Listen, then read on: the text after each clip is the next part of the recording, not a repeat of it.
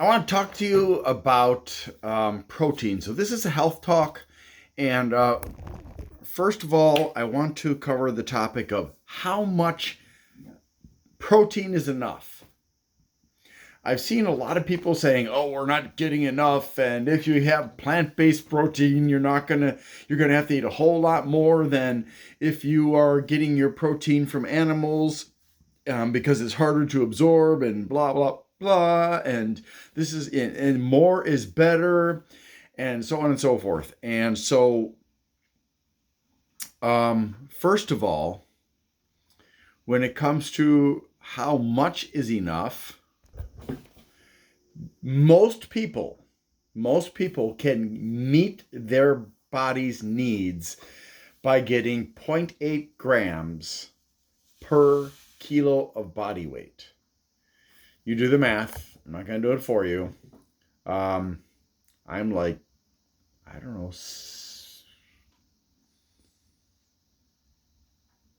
I think I'm about 65, 70, somewhere around 65, 70 kilos. So zero point 0.8 grams times, we'll just say 65. Yeah. And that's how much I should be getting. Now, if you are somebody who is like a high performance athlete, say an Olympic athlete or somebody else who really, really needs a lot of protein, you can double that number to 1.6 grams per kilo of body weight. But the average person can't use more than about 0.8. Now, it varies from person to person. Some people need less protein, some people need more protein, but if 97% of people will get enough at zero point 0.8 per kilo. So, unless you're a performance athlete, that should be your goal. And the majority of people are already getting enough without protein supplements. That means protein powders, protein cookies, protein bars, protein milks, protein juices, protein ice cream, protein shakes, protein breakfast bars, protein energy bars, protein candies, and so on and so forth.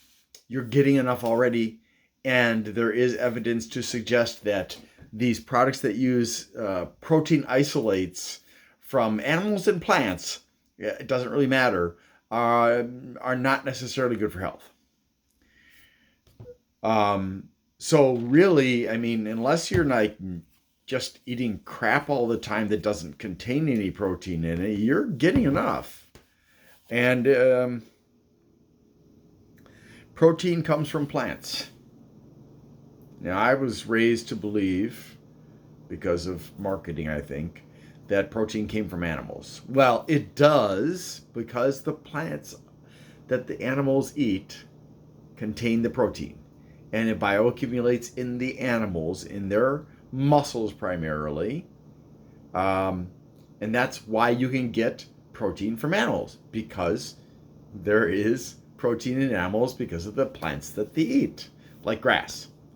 So when you switch a cow, for example, from grass to corn, are you impacting the amount of protein that that animal is getting?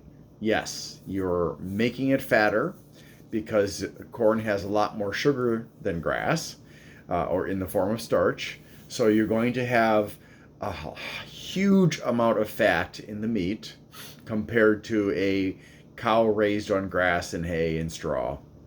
Um, you're also going to decrease the nutritional value.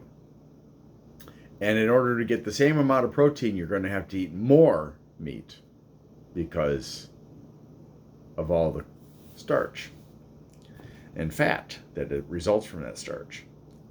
So, corn-fed cows, yeah, it's cheaper for the ranchers, but it's bad for humans and it's bad for the cows, to be quite honest.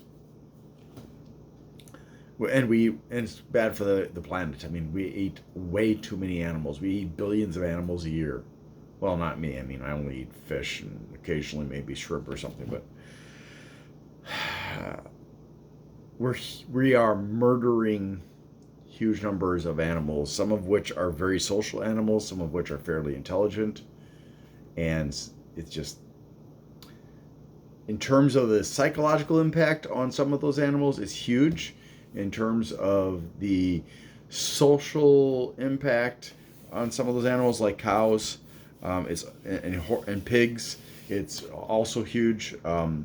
They can go into depression when they have their baby ripped away from them. They can go, so they can become a dairy cow. They go into depression when one of their close friends, a cow that they care about, dies or disappears. These animals do have feelings, and for the longest time, scientists tried to deny that, but they were idiots, and now we know better. Anyways, I digress. It's not about this. I'm just trying to state some reasons. I mean, we're grossly destroying the planet's ecosystems because of our obsession with meat, and it's killing us too. Now, bring it to a more personal, anecdotal level. I got Natrive Moulis, and there were 4 flavors. The strawberry flavor was nasty. I couldn't get it to taste good no matter what I did. The vanilla is pretty good, and the cookies and cream flavor is good. The chocolate fudge brownie is meh. But one thing I discovered was that they taste much better when mixed with a milk product than if you're mixing them with water. And some of them, like the vanilla one, taste very good with juice.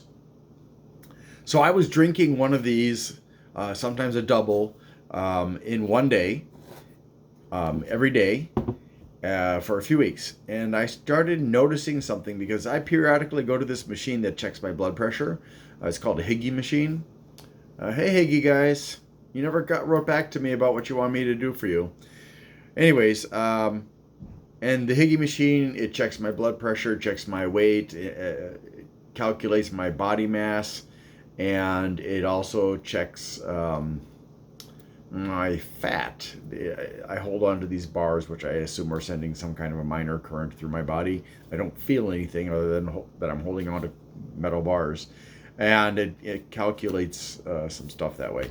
But what was happening was, after several days of drinking, my blood pressure was going up into the danger zone. And I stopped drinking them every day, and my blood pressure went back down. Now, this is one of the consequences of over-consuming protein, especially these unnatural protein isolates, which I'm doing right now. That's my dinner. And so you can actually cause an increase in blood pressure into the danger zone. If you've already got high blood pressure, that's even worse. I'm on a medication, lisinopril, for high blood pressure, and it still bumps it up above normal. Also, your kidneys are what filter out protein. So protein is either going to get converted into fat in the form of lipids and sugar in the form of glycogen, or it could be stored either in the muscles as fat and glycogen, or it could be stored in the liver as fructose, a different kind of sugar,